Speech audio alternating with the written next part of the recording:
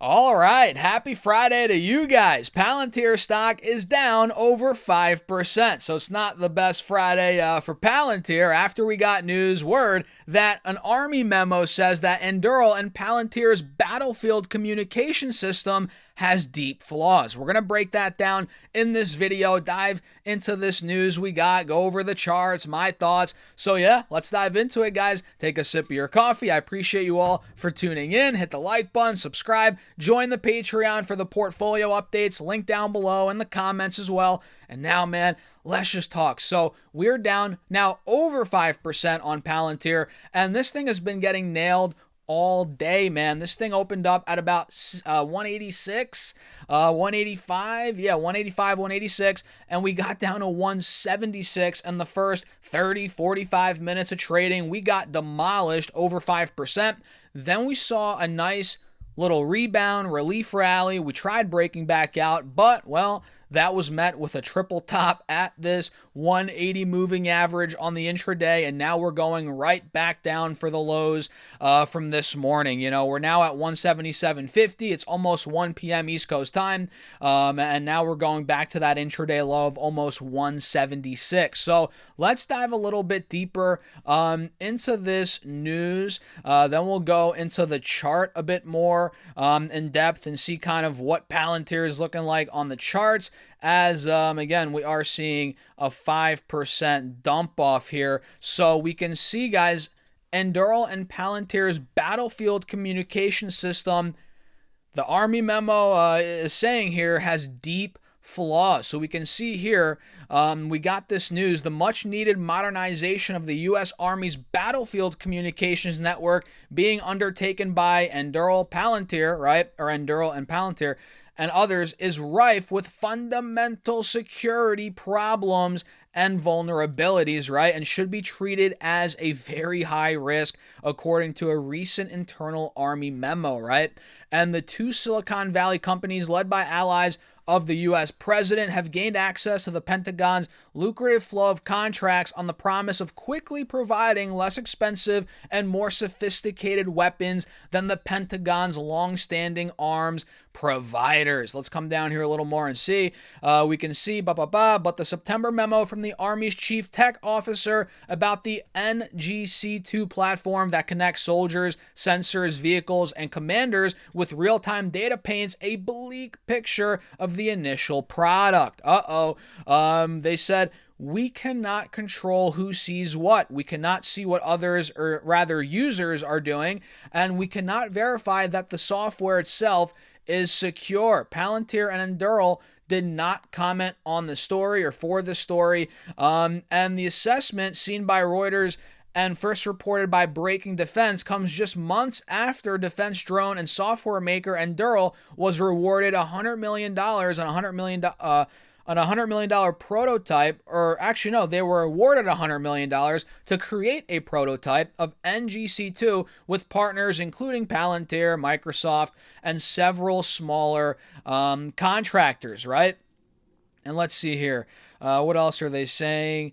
The Army memo identifies some major security gaps. The report says the system allows any authorized user to access all applications and data regardless of their clearance level or operational need. Ooh, I don't know about that, man. That doesn't sound good. As a result, any user can potentially access and misuse sensitive classified information, the memo states, with no logging to track their actions. How is that even possible? You would think that that's not the case, right, with a product like this. It says other deficiencies highlighted in the memo include the hosting of third-party applications that have not undergone Army security assessments, and one application revealed 25 high-severity code vulnerabilities, right? And 3 additional applications under review each contain over 200 vulnerabilities requiring assessment, according to the document. So I want to see what Palantir has to say about this. Looks like Mike Stone is a reporter covering the U.S. arms defense or trade and defense industry. It looks like, I guess, he wrote this article. But I want to see what Palantir, what Endural has to say about this. I mean, this doesn't seem assessment, blah, blah, blah. This doesn't seem like, it doesn't seem right. It feels like something's off here. I don't know. How could this prototype be this high risk to the point where anybody can, essentially is what they're saying, anybody can gain persistent, undetectable access is how they wrote it here. Damn, that's not good, man. That's not good. It looks like here, despite the early September memo's scathing critique, Leonel Garcia, Army Chief Information Officer and Chiluli's, I'm butchering these names, supervisor, said in a statement to Reuters that the report was part of a process that helped in triaging, I can't even say words today, guys, cybersecurity vulnerabilities and mitigating them. So what do you guys think about this? This is obviously sending down the stock. It's pushing the stock down over 5%. And this is a stock that was actually breaking out heading into this, this report or this news that we just got. So this literally, quite literally, rained on Palantir's breakout parade, whatever you want to call it. And at this point, will this have a drag on the company fundamentally? I highly doubt it. If there's flaws with this platform, if there's flaws with this prototype, guess what? They're going to patch it up. They're going to fix it, and they're going to do what needs to be done to make sure these products are secure, that sensitive information, classified information is not getting leaked.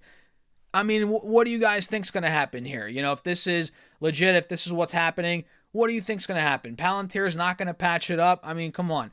But we're down 5%. And again, this is a stock that was breaking out.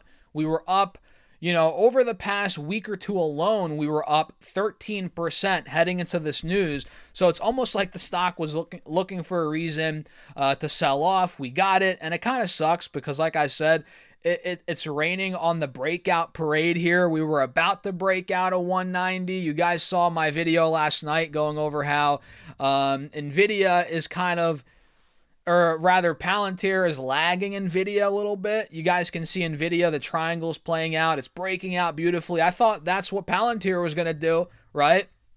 I'm confident it would have done that. But then again, like I said, we got this news raining on the parade. But it's still looking good, man. We're still well within a breakout. We're still above the 180 SMA. We're seeing a nice healthy pullback here, which I think buyers will come in this window right here. You can see between, let's say around 168 to about 172. That's where buyers could come in, and that's where we could see some more upside and, the next support level. So, yeah, man, I think we're going to get the buyers to come in, and we're going to see another push towards 185, 190. If anything, this opened up another buy the dip opportunity for the swing traders out there, or maybe people that are investing at these levels. I don't know. What do you guys think? But that's the news. That's what's going on with Palantir. I don't think it's going to have a huge problem or fundamental impact long term, or even really in the short term. Sure, it could cause some volatility, but these things will get patched up. These things will get fixed. We'll see what Palantir does, how they address this, if they even do publicly. We'll see. But yeah, what do you guys think? Let me know your thoughts in the comments. Hit the like button. Feel free to subscribe and check out the Patreon. If you guys want to keep up with what I'm doing in my portfolio, how I buy stocks, how I run a portfolio, all that's on Patreon. And we actually just posted our end of the week recap earlier today where I bought more of a stock.